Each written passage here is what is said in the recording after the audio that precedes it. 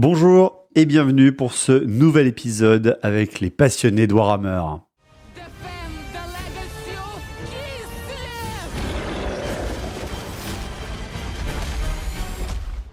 Donc aujourd'hui, pas de Warhammer Old World, pas encore sur la chaîne, bien évidemment. Je vous en ai déjà proposé un pour Noël en espèce d'avance en devinant les règles. Maintenant que les règles sont sorties sur Internet ou qu'elles vont arriver bientôt sur la chaîne, pas pour aujourd'hui de Old World.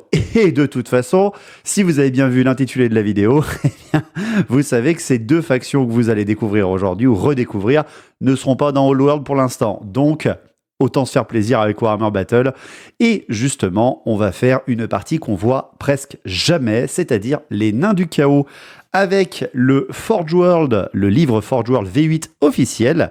Et de l'autre côté, eh bien, les Kislevites sur lesquels je suis en train de finir de travailler avec l'aide bien évidemment de Rapakoko, de Quentin, de Vlast pour ce qui est de la mise en page, etc. Et c'est le livre d'armée Fanbase que je suis en train de travailler. Pour les Kislevites, l'armée est totale.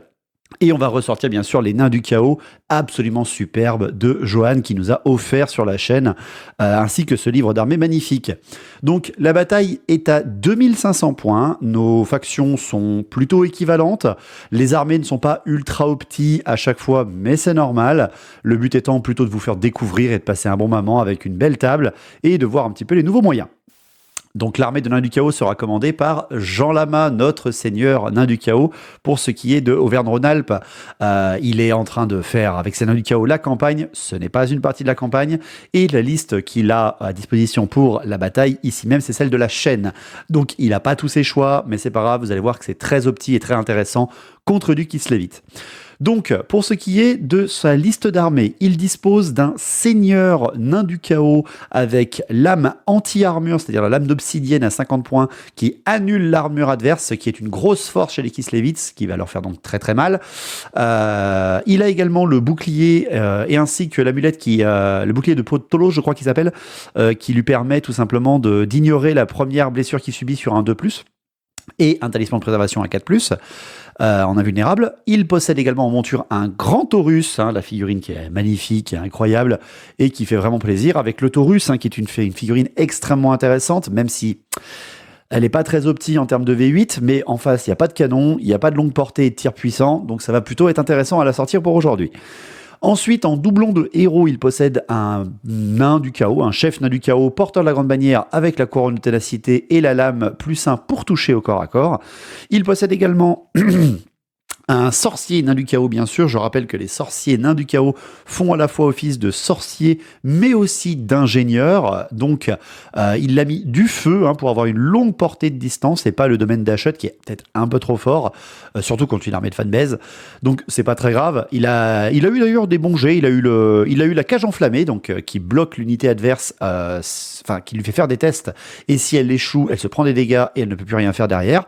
Plus te faire cramer la tronche, donc c'est toujours intéressant, et la bonne vieille bouboule de feu, qui fait toujours du dommage. Derrière après, l'armée des Nains du Chaos est basée sur deux gros blocs d'infanterie, un bloc d'infanterie de Nains du Chaos, arme de base bouclier, un autre arme lourde, bien sûr, et enfin deux blocs de hobgoblins cavalerie légère avec des arcs et des lances et des musiciens. Tout le monde est équipé au moins de musiciens et d'étendards, sauf les hobgoblins, bien sûr, parce qu'on va pas payer pour cela quand même, c'est des esclaves après tout. En unité spéciale, vous avez également chez les Nains du Chaos 24 glaives d'argent, donc littéralement la garde suprême des Nains du Chaos. Donc ce sont l'unité d'élite armée des glaives d'argent, donc des armes de tir qui sont aussi à la fois des halbardes, donc plutôt énervé au tir et au corps à corps, mais une portée assez courte, seulement 18 pas de portée, sachant que les nains sont pas très rapides, ça va être chaud quand même, mais une fois qu'ils vont toucher et faire mal. En unité spéciale, Jean ressort également les 3 Kdai, donc les 3 démons du feu, enfin les 3 démons enfermés dans des magmas de feu, parce qu'il a un sorcier de Nain du Chaos, il a le droit de le faire, et il sort ses figurines parce que j'adore ses figurines, même si c'est pas très opti en termes de jeu, il y en a beaucoup qui disent il se suicide tout seul. Tant qu'ils sont pas au corps à corps, en effet, ils risquent d'avoir un risque de se tuer. Mais là, vous allez voir, ça va plutôt être intéressant à être utilisé, vu que Jean Lama connaît très bien ces nains du chaos. Pour ce qui est par contre après de son artillerie, il en a pas tellement, mais il a pour moi la meilleure unité d'artillerie des nains du chaos, c'est-à-dire les lance-fusées Hurlemort. Les lance-fusées Hurlemort, il en a 2. Je rappelle que ce sont à la fois un peu comme des balistes, mais qui tirent avec des gabarits, et elles tirent avec un grand gabarit force 3, ou alors un seul petit gabarit, mais force 8, et ce qui est sous le gabarit se prend une seule touche force 8, mais un T6 PV en moins. Donc un tueur de monstres, un tueur d'infanterie, un tueur de cavalerie même. Hein. Donc c'est assez terrifiant. Et pour terminer ces unités rares, eh bien, évidemment, on ne peut pas sortir sans ça, c'est tellement emblématique des nains du chaos, les 3 centaures taureaux de l'armée, bien sûr, qui sont équipés en armure lourde, en armes lourdes et en bouclier pour tenir le plus longtemps possible, avec une 2+, quand même, endurance 5 au tir, sachant qu'en face, il n'y a pas beaucoup de tirs, ça va être quand même assez intéressant, cette armée. Donc du côté des Kislevites, eh bien c'est GG, hein, GG, ça fait très longtemps Gérald qu'on l'avait pas vu sur la chaîne, notre joueur nain Je Dissipe, bien sûr, qui m'a fait plaisir, je lui ai proposé, soit tu joues tes nains contre les nains du chaos, soit je te propose les Kislevites de la chaîne pour les tester. Il n'avait jamais joué cette armée, hein, comme je le rappelle, on en est à la 15e partie, 16e partie à peu près du LA, donc pour l'instant franchement il est équilibré, hein, il est pas trop fort, et il a ses grosses faiblesses, donc il a décidé de le jouer, il m'a fait plaisir. Donc son armée, pareil, je lui ai conseillé une liste d'armées. Cette armée est commandée donc par une seigneur sorcière de glace niveau 4. Elle a la baguette tellurique, tout simplement, et l'invulnérable de 4+, au cas où elle se prend des dégâts. Donc en gros, la magie de glace, qu'est-ce que c'est ? C'est une magie qui tourne beaucoup sur le debuff adverse ou le buff de vos unités. C'est-à-dire que vous allez, à chaque fois que vous réussissez un sort, eh bien, sur un adversaire, vous lui retirez un de mouvement. C'est cumulatif, jusqu'à ce qu'il n'ait plus que mouvement 1. Donc déjà que les nains sont lents, ça pourrait les ralentir et les rester hors de portée, c'est l'attribut de domaine.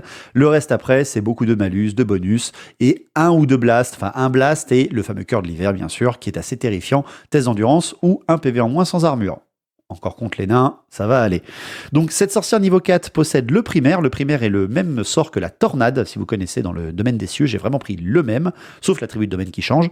GG a eu l'hurlement également, qui est le blast 1d6 touche force 4 ou 2d6 touche force 4. Voilà.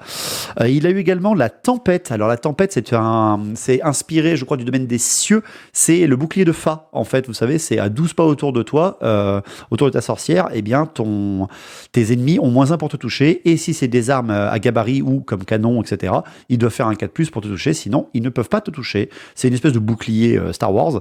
Et enfin, il a eu le cœur de l'hiver, donc le fameux sort. Tout le régiment fait un test d'endurance ou perd un PV par chaque figurine qui le loupe sans armure. Donc voilà, il a eu un bon jet pour sa niveau 4, qui est donc sa générale. Ensuite, en doublon de héros, exactement comme Jean Lama, il possède une sorcière niveau 2, mais elle qui est montée sur un coursier Ungol, c'est-à-dire une cavalerie légère, tout simplement. Et elle est également niveau 2. Elle a aussi eu le primaire, donc je rappelle que le primaire, hein, c'est un push, hein, c'est-à-dire que tu pushes l'adversaire, tu le pousses de 1d3, tu le pousses de 1d3, tu le pousses de 1d3, et à chaque fois qu'il est touché, n'oubliez pas, il perd un point de mouvement. Donc c'est très bien pour contrôler le mapping sur la carte, c'est un sort qui existe vraiment en V8. Et derrière, elle a eu aussi le boost qui donne une invulnérable 6 ou augmente l'invulnérable de 1 point si vous en avez déjà une, jusqu'à un maximum de 3 pour une unité alliée à 12 pas. Donc plutôt une embêtante, cette sorcière. À côté de ça, il y a également un Drusina, un Drusina qui est le capitaine de Kislev, qui est un porteur de la grande bannière. Il possède tout simplement la couronne de ténacité et un bouclier enchanté. Il est tanky et il est tenace. Ça va très bien comme ça. Pour ce qui est des unités de base pour les Kislevites, eh bien, ils ont le pack de Ungol. Ils ont 2 packs de Ungol. Les Ungol, vous les comptez un peu comme des gobelins. Très peu de commandements. C'est des humains, vraiment classiques, à poil, hein, mais ce sont des archers. Donc 2 blocs, un bloc de 10, un bloc de 12, qui sont là vraiment pour réorienter, etc. C'est un peu les sacrifiés. Hein. Ils ont un mauvais commandement, mais s'ils ont leur général à côté, ils se débrouillent encore pas trop mal, ça va aller.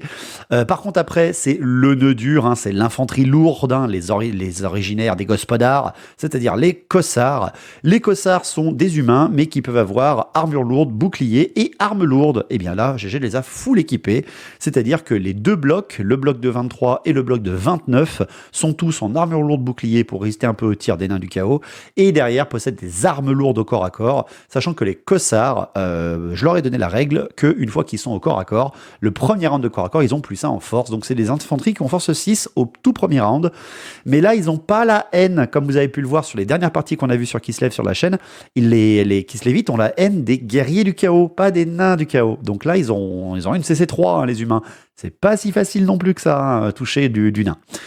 Donc ça, c'est les unités de base. Il en reste une petite dernière, c'est-à-dire les 5 cavaliers Ungol. Les 5 cavaliers Ungol qui sont cavalerie légère pure humaine, littéralement des pistoliers avec des arcs et non pas des pistolets.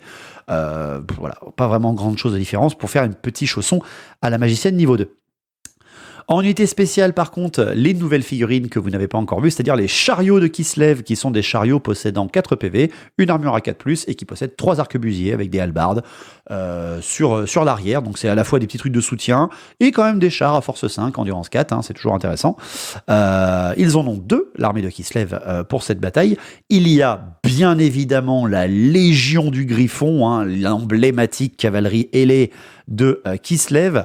Vous pouvez jouer des lanciers ailés en unité de base, mais là, ce sont carrément des chevaliers griffons, c'est-à-dire qu'ils ont charge dévastatrice.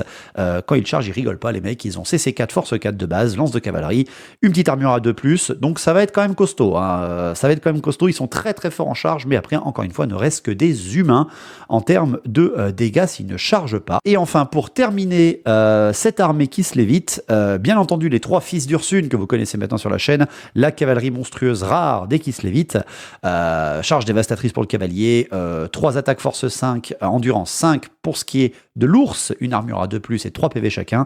C'est très costaud, mais contre du nain du chaos, ça se tue plutôt facilement en fait, c'est ça qui est terrifiant. Et surtout, c'est la sortie de la nouvelle unité, la dernière que j'ai créée. Vous ne pouvez l'avoir que si votre armée est commandée par une seigneur sorcière de glace, c'est le cas, c'est l'ours élémentaire de Kislev. Donc c'est un élémentaire, c'est un peu comme un démon si vous préférez, c'est une invocation de pouvoir. C'est un monstre terrifiant, il fait plus de 320 points, il est très cher, surtout contre des mecs qui peuvent enlever un des 6 PV avec leurs hurlements, c'est assez terrifiant. C'est terrifiant de le sortir, mais ça peut être drôle. C'est un monstre, hein, il a 7 PV, force 6, endurance 6, donc il est très costaud, il a 5 attaques. Il possède un souffle force 4 qui a été payé en amélioration par GG, donc c'est toujours intéressant de le jouer. Il a une invulnérable, et surtout, il a le principe de -1 en force aux ennemis qui sont en contact à lui au corps à corps, un peu comme le Phénix de Givre. Je vais le laisser là, hein, parce qu'il va me casser les couilles sinon, et je vais pas pouvoir tourner. Donc vous aurez un chat en premier plan dès que je parle. Heureusement, vous ne me verrez pas beaucoup à partir de là.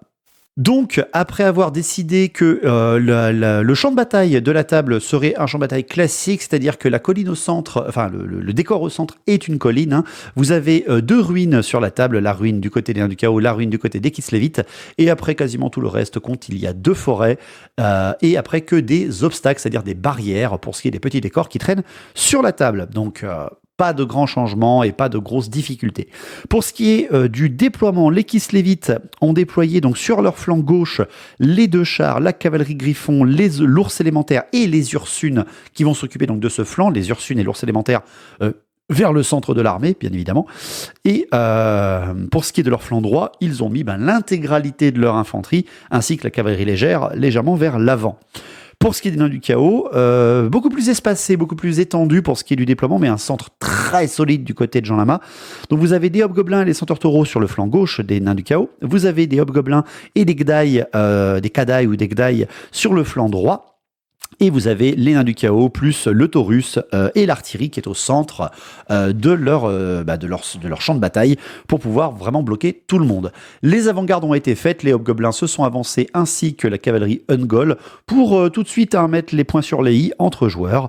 Et le premier tour, bien évidemment, sera pour les nains du chaos vu qu'ils ont réussi leur jet. Donc on est parti, une 2500 points des 2 factions qu'on ne voit jamais, hein, à Warhammer Battle.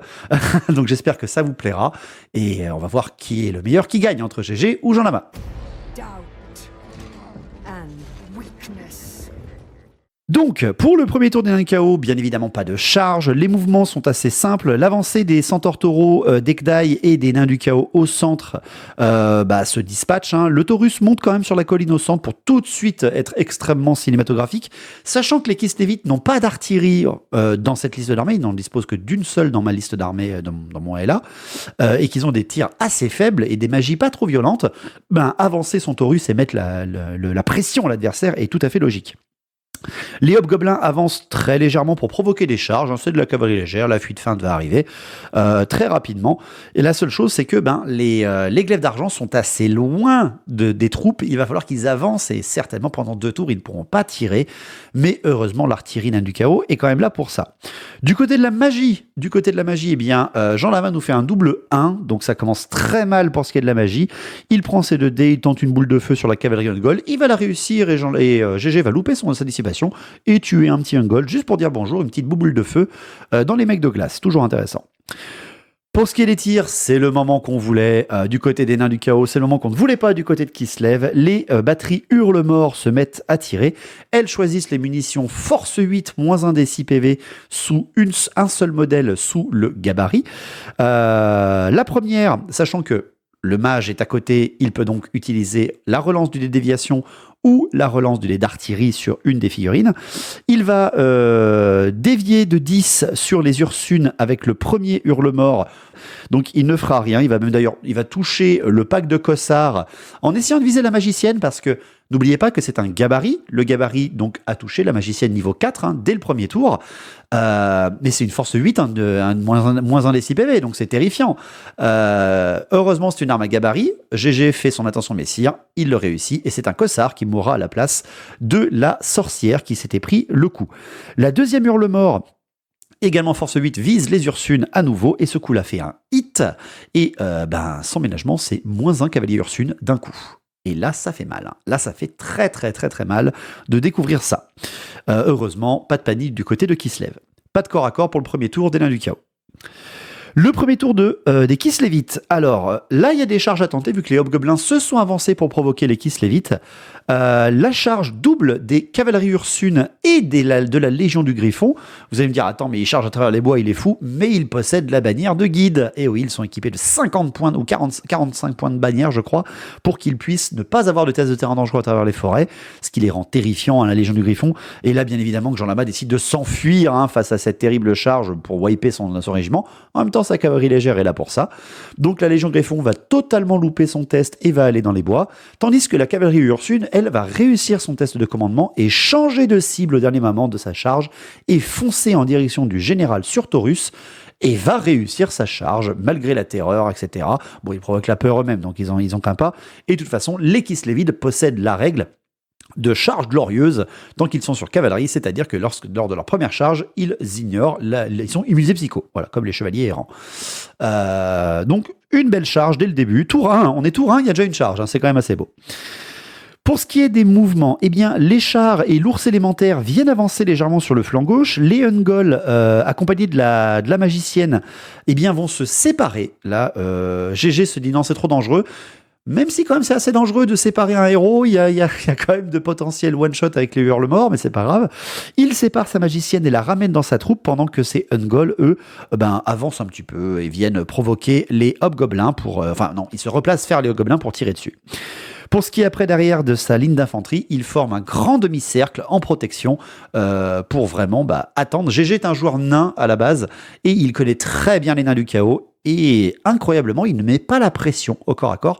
Il décide de rester en arrière alors que les nains du chaos ont de l'artillerie. Donc c'est très, très couillu de sa part. On va voir si ça va payer. Pour ce qui est de sa magie, à Kislev, il possède un 6 et un 3 au vent de magie. Il va tout de suite balancer le blast à 2d6 touches force 4 sur les centaures taureaux. Il va le réussir et il possède un niveau 4 quand même. Jean Lama va louper sa dissipation et il va faire 11 touches sur 2d6, force 4 sur endurance de 5 et il va enlever 4 PV sur les centaures taureaux. Il a une chance indéniable à ce moment-là. Il fait beaucoup de 5+, et Jean Lama loupe beaucoup de 3+, en armure, ce qui fait qu'il a un Centaure Taureau qui meurt, et un autre qui est blessé à 2 PV, qui reste 2 PV, et surtout il subit le malus de -1 de mouvement, vu qu'il a été touché par un sort de la glace. Derrière, après, pour ce qui est du reste de la magie, il va tenter l'invulnérable de 6+, sur les Cavaliers Ungol avec sa petite magicienne qui vient de les quitter, du genre je vous quitte, hein, mais je vous bénis avant, et elle va réussir son sort, et là il n'y a plus rien pour dissiper derrière. Donc les Cavaliers Ungol possèdent une invulnérable 6+. Pour ce qui est des tirs, les Cavaliers Ungol tirent sur les hobgoblins qui sont face à eux et en tueront un, sans provoquer de panique bien sûr. Et enfin, le corps à corps, qu'on a déjà dès le début de jeu. Le corps à corps, eh bien, c'est le général nain du chaos plus son grand Taurus contre les cavaliers Ursune. Et c'est là que c'est très intéressant de voir cette unité au corps à corps pour ce qui est autant des fils d'Ursune que du grand Taurus. Le grand Taurus est jamais joué, hein, quasiment. Hein, c'est une figurine qui n'a pas d'invulnérable, pas d'armure, 4 PV seulement. Mais elle possède quelque chose, c'est qu'elle est une espèce de créature d'Ashut, donc le dieu des nains du chaos. Et c'est une créature qui, à la fois, dès que tu es au corps à corps, toutes les figurines qui sont au corps à corps au contact de son socle se prennent une touche de force 4 enflammée dans la tronche dès le début du combat. Là, pour GG, rien ne se passera en termes de dégâts, mais c'est très important de penser à ça quand vous êtes dans un corps à corps contre de l'infanterie. Et de plus, le grand Taurus possède une aptitude, c'est que si jamais tu le frappes avec une arme qui n'est pas magique, eh bien, tu as -1 pour le blesser. Et ça, c'est compliqué, quoi. C'est très, très, très, très dur de blesser une créature comme ça. Mais bon, là, quand même, les fils d'Ursune chargent. Ils ont la charge dévastatrice pour ce qui est des cavaliers, mais ils sont déjà plus que 2. Sachant qu'en plus, eh bien, les fils d'Ursune, donc les cavaliers, tapent en même temps que le général du nain du chaos, vu qu'ils ont tous les deux initiative 4. Le nain du chaos, lui, il annule l'armure. Il a 4 attaques, ça fait très très très très mal, sachant qu'il reste quelques PV sur les Ursunes, hein. Chacun ils en ont 3. Le combat va quand même être assez violent. Les Ursunes vont se prendre 2 PV dans la tronche direct par le général, hein, il enlève 2 PV d'un coup. Par contre, le Taurus, lui, va louper ses attaques à la touche. Et en retour, les cavaliers vont quasiment rien faire sur le Taurus parce qu'ils vont louper leur touche aussi. Mais derrière, c'est les ours, avec leur force de 5 sur l'endurance de 5, mais le -1 pour blesser, eh bien, ils arriveront quand même à lui arracher 2 PV. Mais quand même, hein, le nain du chaos a complètement tenu le combat. C'est le seul, hein, quasiment, qui a réussi à aussi bien encaisser une charge de fils d'Ursune depuis le début qu'on les joue. Et surtout, il a perdu le combat, mais il tient sans aucun problème. Et il ne bouge pas pour encaisser les fils d'Ursune pour le tour 2.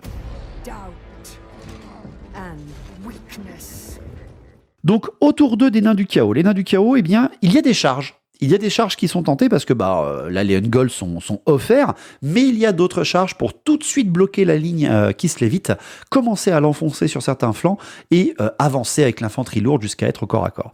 Pour ce qui est des charges, donc les hobgoblins chargent les cavaliers Ungol qui sont plus que 4, ils sont à 4 contre 4.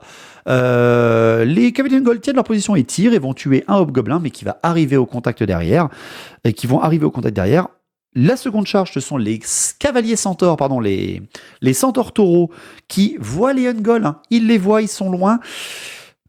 Ils doivent faire une charge à 11 parce qu'ils ont un -1 de mouvement. Pourtant, ils ont un bon mouvement de base. Ils doivent faire une charge à 11 et, eh bien, incroyable. Mais Jean Lama va la réussir et aller tout de suite frapper les Ungol qui sont là-bas. Même si avec 2 centaures taureaux, ça va faire un kill, ça va être violent. Même s'ils sont plus que 2, voilà, c'est une belle percée des centaures taureaux. On ne s'y attendait pas au tour 2. Le tir en riposte ne fera rien, bien évidemment. Et enfin, ce sont les Kadaï qui vont tenter de tanker l'ours, parce que les Kadaï ont exactement la même règle que le Grand Taurus, c'est-à-dire qu'ils ont -1 pour être blessés, ils te mettent des touches force 4 gratos, et s'ils sont au corps à corps, ils n'ont pas de test d'endurance à faire, ils font leur test d'endurance, le démon n'a aucun problème pour réussir, les démons n'ont aucun problème pour réussir leur test, et ils vont même également réussir leur charge, élémentaire contre élémentaire. Franchement, c'est assez beau de voir ça dès le début du tour 2. Pour ce qui est du reste des mouvements, les hobgoblins qui ont fait une fuite feinte se rallient et donc peuvent bouger. Et enfin, le reste de l'avancée des nains du chaos est inébranlable, bien évidemment.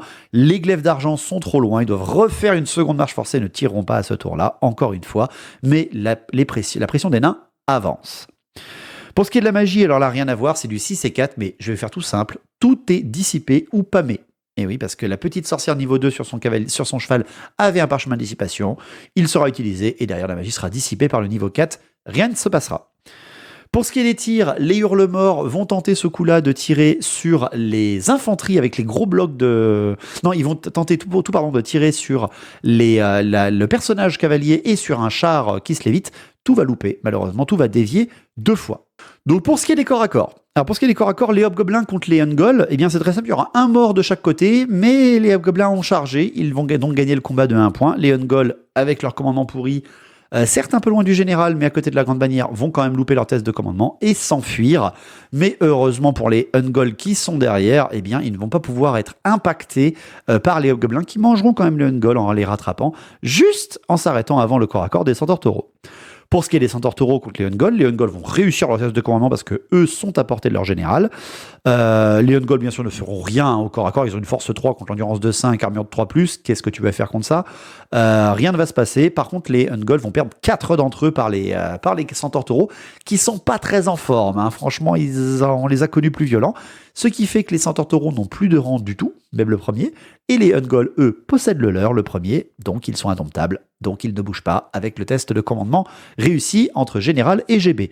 On voit bien le joueur nain qui a parfaitement optimisé sa bulle de commandement. Il s'est joué, GG, hein, il s'est joué. De l'autre côté, les Kadaï contre l'ours élémentaire. Alors, on a -1 pour blesser d'un côté pour les Kadaï, on a -1 en force du côté des Kadaï, de l'ours élémentaire. Donc vraiment, il y a des malus pour l'adversaire des deux côtés. C'est très intéressant de voir ça. Et en fait, on voit à quel point ça peut tanker un monstre aussi terrifiant que l'ours élémentaire. Les Kadaï ne perdent qu'un seul PV. Un seul. Et ils peuvent pas être piétinés, il n'y a que 5 attaques en face, -1 pour être blessé. Eh ben, c'est radical, c'est super fort. Et en fait, l'ours élémentaire, en ayant donc enlevé un PV au Kadaï et en n'ayant rien pris derrière, va faire une égalité entre les Kadaï et lui, vu qu'ils ont chargé, et ça ne va pas bouger. Sachant que les Kadaï sont indémoralisables. Heureusement que la Légion du Griffon, au final, n'a pas percé la ligne et est juste à côté pour le tour d'après. Par contre, après, c'est le général nain du chaos contre les fils d'Ursune. Et bien là, on ne sait pas ce qui se passe, mais rien n'est fait. Les jets sont pourris. Voilà, les jets sont pourris. La cavalerie Ursune et les ours ne renlèvent aucun PV au Taurus, ils ne visent que le Taurus. Hein, et le nain du chaos loupe toutes ses touches ou n'arrive pas à blesser. Et le Taurus fera pareil. Il blessera 2 fois avec une force de 6, mais derrière, l'armure va réussir à tenir pour les Ursunes. Donc ça tank. Voilà, ça tank. Le nain du chaos perd à cause de la bannière, mais il reste au combat. Ça reste un nain.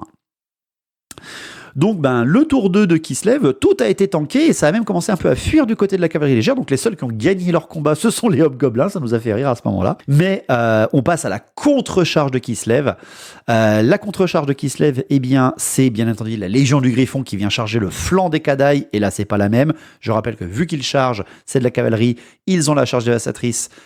Et en plus, ils possèdent la règle d'immuniser la psychologie. Donc, ils vont quand même faire beaucoup de dégâts. Les Ungol, de l'autre côté, voient leur frère avoir tanké les centaures taureaux et GG se dit let's go, hein, j'amène du soutien. Et ils chargent de flanc les centaures. C'est couillu, hein, et pourquoi pas. Pour ce qui est des mouvements, les chars avancent sur le flanc gauche qui est presque libéré, il ne reste plus qu'un seul régiment de nains du chaos de ce côté. Et enfin, la magicienne, elle vient contourner les hobgoblins pendant que les cossards se reforment. Pour ce qui est de la magie, un 5 et 4 est réalisé en termes de vent de magie, mais exactement comme le tour d'avant pour ce qui est des nains du chaos, tout sera pâmé ou dissipé, vu que le petit sorcier du nain du chaos possède également un parchemin de dissipation. Pour ce qui est des tirs, les chars vont balancer quelques tirs d'arquebus sur les nains du chaos et vont en tuer un. Bon, ça fait 6 tirs, un mort. Ça va. Je rappelle que les chars de Kislev, ils ont bougé. C'est des arquebus, normalement, ils ne pourraient pas tirer, mais ils possèdent la plateforme de tir. C'est la règle que je leur ai donnée. Ce qui fait qu'ils ne peuvent pas faire marche forcée, ce sont des chars, mais ils peuvent tirer s'ils se déplacent. Bon, c'est avec le malus, hein, bien sûr. Mais voilà, c'est pour avoir un petit truc, je sais pas ce que ça vaut, mais j'aime bien ces figurines. Figurines de Norma Miniature, hein, d'ailleurs. Pour ce qui est ensuite du corps à corps, alors là, par contre, le corps à corps, il y en a un paquet. C'est déjà les Kadaï contre la Légion du Griffon et l'ours élémentaire. Il y a un Kadaï ennemi qui est dépopé, qui est explosé à la charge de la cavalerie Légion du Griffon. Ce qui fait que derrière, bien évidemment, ils ne feront rien en dégâts autant sur les cavaliers que sur l'ours élémentaire et ils dépopent à l'instabilité. Et GG décide de se reformer parce que il se dit que le Taurus ne va peut-être pas être géré. Et on passe donc aux Ursunes contre le Taurus. Et GG a eu du nez parce que toutes les attaques des humains ne feront que seulement moins 1 PV sur le Taurus. Ce qui fait que le nain du chaos lèvera sa hache et va décalquer à lui tout seul les 2 Ursunes en faisant un perfect à la touche. Et va décalquer les Ursunes en plein centre. Il les tue tous au corps à corps. Je crois que c'est le premier à avoir réussi à tous les tuer solo au corps à corps. Bon, il y a eu un hurle-mort qui les a abîmés avant, mais c'est pas grave, c'est quand même beau en termes de combat. Donc le général nain du chaos se reforme vers les cavaliers, bien sûr. Pour ce qui est ensuite des centaures taureaux qui sont englués dans les Ungol, bien entendu, les centaures taureaux n'auront aucun dégât. Il y aura 4 Ungol dans le régiment qui est abîmé en phase 2 qui meurent encore, mais tous sont encore indomptables. Ils ont tous encore le premier rang à 5 figurines, ce qui leur permet d'avoir la règle d'indomptabilité par rapport aux centaures taureaux. Et les 2 régiments de Ungol tiennent et tentent les centaures taureaux à la fin du tour 2.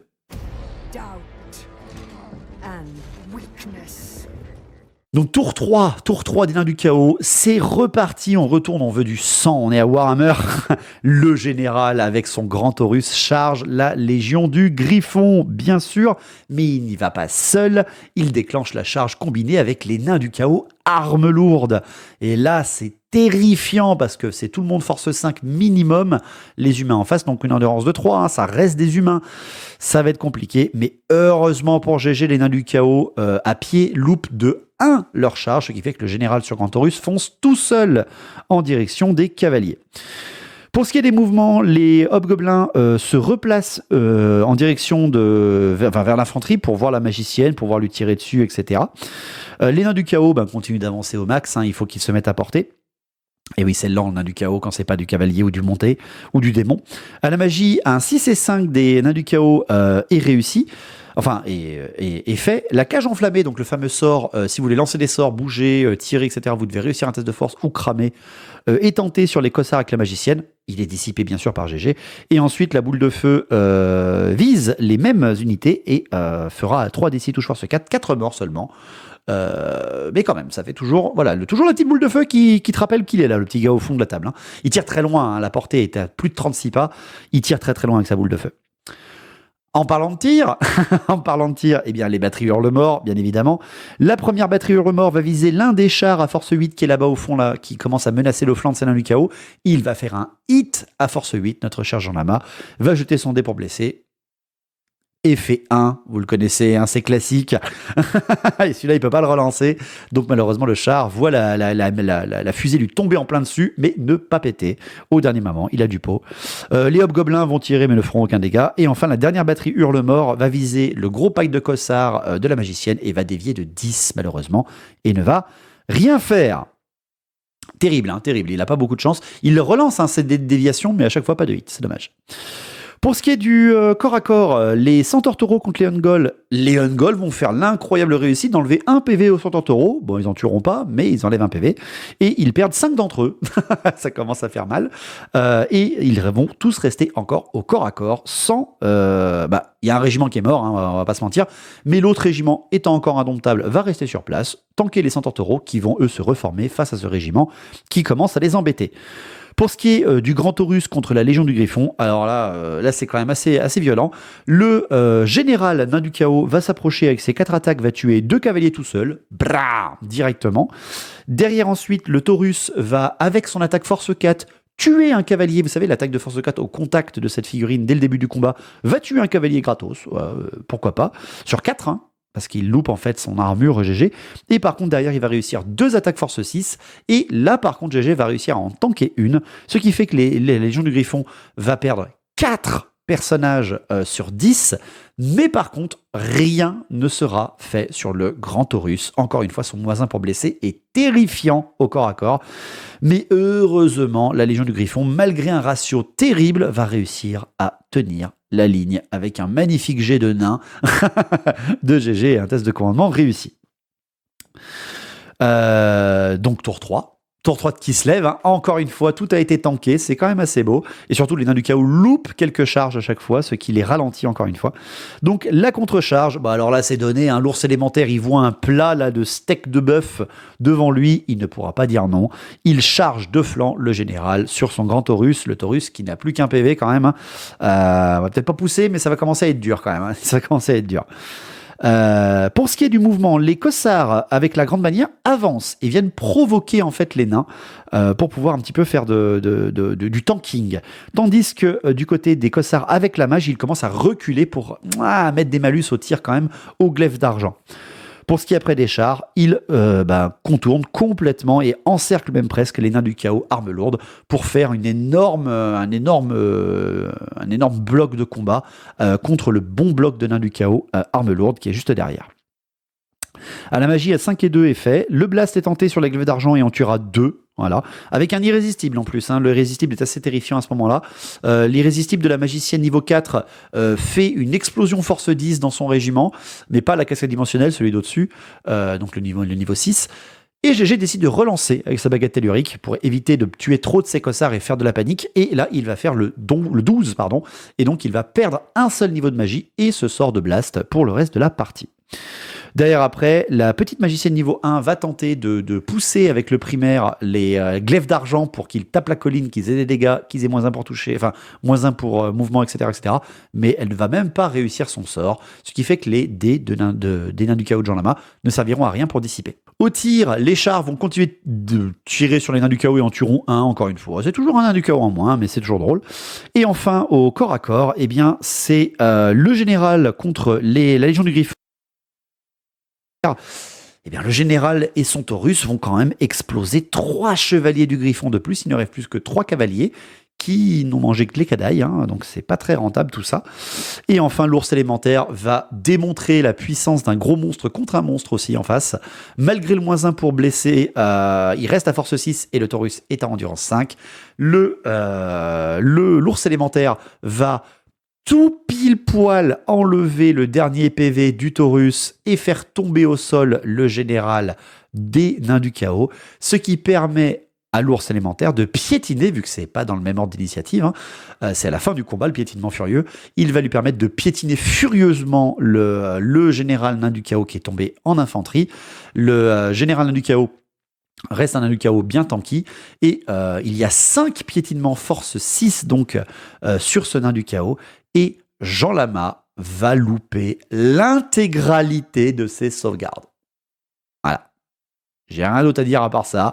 Il y a 4 blessures sur 5 force 6, 4 blessures, et Jean Lama loupe toutes ses invus, même en utilisant le fait que sur un 2+, il ignore la première blessure que prend son nain du chaos. Il fait un 1 à ce moment-là, le craquage à ce moment-là pour Jean Lama, qui fait que son général se fait one-shot par l'ours élémentaire avant d'avoir terminé d'empocher les points de la Légion du Griffon. C'est dommage, mais bon, en même temps, quand les dés veulent pas. Il a fait des très belles charges le premier tour. Les dés donnent, les dés reprennent. Donc, l'ours élémentaire et la Légion du Griffon, qui n'a plus 3 figurines, se reforment pour voir le pack de nains du chaos. Pour ce qui est des cavaliers, des centaures taureaux, pour ceux qui affrontent les Ungol, il y a encore 4 Ungol qui vont crever, et rien ne sera fait aux centaures taureaux, mais sauf que ce régiment-là n'a pas encore été abîmé par les Kislevites, par les nains du chaos, ce qui fait que ils sont encore indomptables eux aussi, et continuent de tanker les centaures taureaux dans l'humiliation de ces reproducteurs nains du chaos. C'est dégueulasse.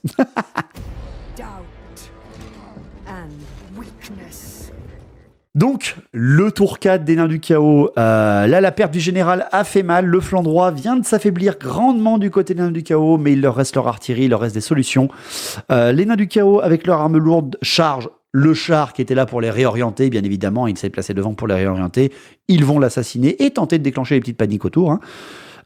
Pour ce qui est après du reste, les nains du chaos plus les hobgoblins, voyant les cossards face à eux avec la grande bannière, eh bien, vont tenter de les charger, les nains de face, les hobgoblins sur le flanc, et ces nains vont encore louper une charge. Les nains vont louper de 2 la charge, il fait un jet pourri à 3, et ils vont à peine avancer, pendant que les hobgoblins, eux, vont y aller tout seuls sur le flanc des cossards, comme de bons esclaves. Les glaives d'argent n'ont pas besoin de bouger, vu qu'ils sont enfin à portée de tir. Pour ce qui est de la magie, un 4 et 1 est fait. Jean Lama prend les 5 dés, il en a marre, il balance sa boule de feu au maximum sur la petite magicienne cavalier qui est devant lui à travers les ruines, et il la défonce. Voilà, il n'y a rien à dire, il la fait péter, la dissipation est loupée, bouf, pouf, voilà, elle est cramée. Pour ce qui est des tirs, le premier hurle-mort va viser les cossards avec la magicienne, il vise avec un gros gabarit, et il va enfin faire un hit et un incident. Heureusement, il a son ingénieur à côté, Jean Lama. Il relance son dé d'incident. Et il refait incident. Donc il jette pour savoir qu'est-ce qui se passe. Et il fait 1. Et sa machine explose. Voilà. Quand ça ne veut pas, ça ne veut pas. Hein, c'est terrible. Donc le général qui loupe toutes ses sauvegardes. L'hurle-mort qui fait un incident 1 et qui explose. Et la charge loupée. Là, ça fait quand même 3 craquages en milieu de partie. Ça risque de faire mal pour ce qui est de la bataille. Derrière, après, par contre, il reste un hurle-mort qui vise un char. Il vise un char en force 8. Hein. Il va dévier de 6. Et malheureusement, il va ne pas toucher ce char. Ça met une mauvaise ambiance du côté des nains du chaos, ce tour de tir. Les hobgoblins vont tirer sur les cossards et vont tuer un cossard de ce côté-là. Donc, ce qui fait que les plus efficaces pour l'instant au tir, ce sont les hobgoblins. C'est terrible. Non, c'est pas vrai. Les hurle-morts ont tué un ours dès le début du jeu. Hein, on se rappelle bien. Donc, il nous reste après les glaives d'argent qui peuvent enfin tirer sur leurs cibles qui sont les cossards accompagnés de la magicienne. Ils ont bougé, ils sont à longue portée. Ils touchent donc sur du 5+, et ils vont quand même sur 20 tirs faire 4 morts. C'est encore timide, mais ils sont enfin à portée. Sauf petit gruge de GG. Donc ensuite, le corps à corps, les centaures taureaux contre les Ungol, parce que c'est le tour des nains du chaos. Il faut bien utiliser ce corps à corps là avant. Les Ungol vont perdre 3 d'entre eux. Ils ne sont plus indomptables à ce moment-là. Mais ils vont réussir un test de commandement à 4 grâce à l'AGB qui est derrière et à leur général. C'est terrible, mais il a tout tanké avec ses Ungol. Il a gagné du temps sur les centaures taureaux. C'est très très beau. Derrière après, les 3 hobgoblins contre les cossards. Eh bien, les cossards ne vont rien faire. Encore une fois, ça reste que des humains. S'ils touchent pas, ils touchent pas. Hein. Donc, CC3 contre CC3, rien ne se passe. Il loupe tous ses 4+, GG, avec ses armes lourdes. En plus, il perd un cossard avec une attaque de lance qui perce l'armure. Mais heureusement, les bonus fixes, la GB, ça va mettre en fuite les hobgoblins. Les hobgoblins vont donc s'enfuir. Et GG va en profiter tout de suite. Et il va poursuivre les hobgoblins pour réussir à ne pas les rattraper, mais à entrer en contact avec les centaures taureaux qui sont derrière. Et là, ça ne sera pas la même. Enfin, pour terminer, bon, est-ce que j'ai vraiment besoin d'en parler ? Le char contre les nains du chaos, armes lourdes. Le char va quand même tuer 2 nains du chaos avant que, parce qu'ils ont des hallebardes, avant que les nains du chaos oblitèrent 3 PV seulement sur le char, mais le mettent en fuite et le rattrape. Et oui, un char s'est fait rattraper par des nains, s'il vous plaît, en perçant la ligne, et même d'ailleurs en sortant de l'axe de vue de l'ours élémentaire. Ils font 8 pas et sortent de l'axe de vue de l'ours élémentaire. Donc il ne reste plus que 3 légions du Griffon et un petit char sur un flanc. Donc au final, la belle percée des nains du chaos de ce côté-là, et se remettent plutôt bien, pas trop en mauvaise posture par rapport à l'ours. Donc tour 4 de Kislev. Et bien vu que l'ours ne peut pas charger, GG est plutôt prudent et il se rappelle qu'il a le souffle avec son ours. Et là, on va pas dire non, pas de charge. 0 charge pour le tour 4, c'est du mapping, hein, c'est-à-dire qu'il reprend place sur la table. C'est très souvent ce qu'il faut faire au tour 4 quand vous êtes légèrement en surnombre. Pour ce qui est après des mouvements, c'est que la magicienne recule une dernière fois, ils ne peuvent plus aller plus loin sur la table et sortent de l'axe de tir des glaives d'argent. Il va falloir qu'ils bougent, c'est terrible. Pour ce qui est après derrière de l'ours élémentaire et du char, de la Légion du Griffon, ils ont des mouvements un peu différents. La Légion du Griffon fonce en direction de l'artillerie, abandonne les nains du chaos. De toute façon, ils ne sont plus que 3. Si on les envoie dans les armes lourdes, ils vont mourir. Donc l'ours élémentaire et le char se placent pour s'occuper, eux, des nains du chaos, pendant que la Légion du Griffon va tenter, dans les derniers tours, d'arracher les points de l'artillerie. À la magie, un double 3 est fait par Kislev. Le petit Blast Force 4 dans les hobgoblins est tenté. 3 touches, aucune blessure. Voilà. La petite brise et pas les glaces perforantes de ces morts. Pour ce qui est des tirs, le char tire dans les nains du chaos, il va louper ses touches, mais par contre, c'est l'ours élémentaire qui va souffler dans les nains du chaos. Il est là pour ça. C'est un paiement de 30 points pour avoir son souffle, mais par contre, c'est gratuit. Il fait 21 touches force 4 et fait 9 morts dans les nains du chaos. Ça fait très très très très mal, mais ça ne provoque pas de panique, quand même. Enfin, au corps à corps, les centaures taureaux contre les Ungol plus les Kossars plus l'AGB. L'AGB avec son initiative 5 et sa petite force de 4 va quand même réussir à tuer le centaure qui avait plus qu'un PV. Et là derrière, le centaure va empocher les points des Ungol, mais derrière il frappe en même temps que tous les Kossars, et les Kossars vont lui défoncer la tronche, force 6, un premier round. Pas de relance, hein, mais quand même, ils vont pile poil, enfin ils vont le défoncer la tronche, ils vont juste enlever ses 3 PV, ils vont rien faire d'autre, ce qui fait que les Ungol seront morts avant qu'ils ne puissent les sauver, mais par contre les Kossars ont réussi à terminer ces centaures taureaux, et donc se reforment face aux nains.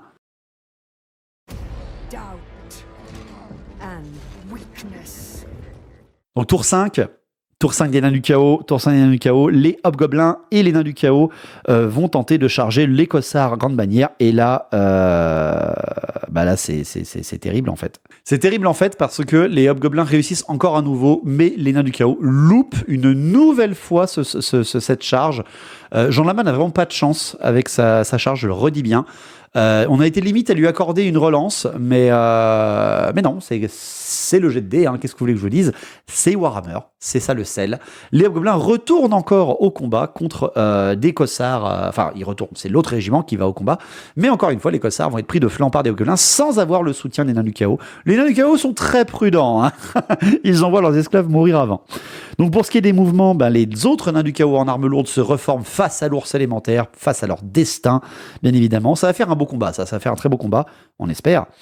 Et pour ce qui est après des glaives d'argent, ils avancent légèrement, et les hobgoblins réussissent à se rallier après avoir perdu le combat contre les Kossars. À la magie, un 4 et 2 est fait, un blast est tenté sur la Légion du Griffon, et il sera dissipé tout simplement par Jean Lama.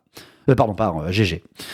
Au tir, le lance-missile Hurle-Mort, quand même, voit ce char qui est tout seul là-bas, qui menace le flanc des nains du chaos, avec les armes lourdes face à l'ours élémentaire. Il faut enlever le plus de kills possible facile à GG. Le force 8, moins 1 des 6 PV sur le char, un hit, et regardez-moi ça, boum, il est explosé, direct, sans ménagement, et sans pitié surtout.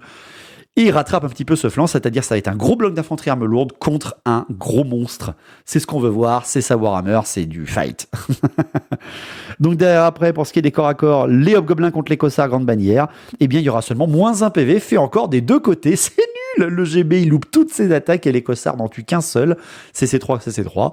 Et les hobgoblins tuent encore un petit Kossar avant, là aussi encore une fois, de perdre le combat. De perdre le combat, mais de rester au corps à corps grâce à un test de commandement réussi avec leur grande bannière, pas loin, ce qui fait que les Kossars sont bloqués au corps à corps. Donc tour 5 de Kislev, c'est parti.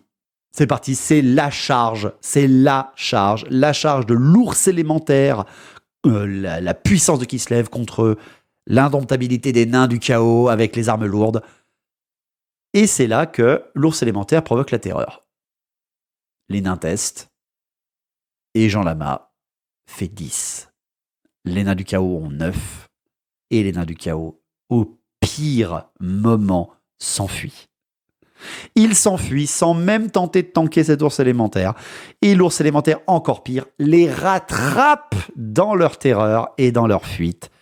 Terrible sur le flanc droit. L'ours élémentaire qui a carry le flanc gauche. C'est le seul survivant du flanc gauche. Mais il vient de voler, là, littéralement, un régiment à Jean Lama. Pour ce qui est des mouvements, la Légion du Griffon, pour ce qui est des Kislevites, ne chargera pas ce tour-là. Elle va aller s'approcher le maximum de l'artillerie pour venir choisir soit le sorcier, soit l'artillerie au dernier tour, en espérant survivre à tout ce qui va leur arriver derrière. Enfin, les Kossars avec la magicienne se déplacent légèrement sur leur flanc droit pour venir en fait se cacher un petit peu des glaives d'argent, même s'ils n'arriveront pas à se sortir de là. À la magie, un 4 et 2 est fait. Le cœur de l'hiver est tenté sur le gros bloc de nains du chaos qui a loupé 2 fois sa charge. La magie est loupée. Voilà, directement, il n'arrive même pas à atteindre le niveau de magie nécessaire, malgré ses 6 dés. Au tir, plus rien n'est faisable pour les Kislevites, ils n'ont plus d'armes de tir. Enfin, au corps à corps, ce sont les hobgoblins contre les Kossars, et là, ce coup-là, les Kossars vont tuer les hobgoblins avec leur grande bannière, la grande bannière va tuer les hobgoblins, et ils vont se reformer face aux nains du chaos pour le dernier tour. Doubt and weakness. Donc dernier tour des nains du chaos, c'est compliqué mais il faut y aller. Jean Lama peut faire des vols et au moins arriver jusqu'à l'égalité. À partir de là, il va balancer sa charge à nouveau avec les nouveaux hobgoblins qui se sont ralliés sur les cossards et ses nains du chaos. Et là, enfin, la charge combinée fonctionne. Et également, au mouvement, les glaives d'argent vont avancer pour être à portée de tir au dernier tour de ces cossards accompagnant la magicienne pour peut-être déclencher une panique et voler vraiment beaucoup de points. À la magie, un double 5 est fait. Alors là, Jean Lama fait pas de concession, il prend 5 dés, il met la boule de feu sur les cavaliers griffons qui arrivent à 3d6, il réussit son sort et derrière GG arrive à le dissiper.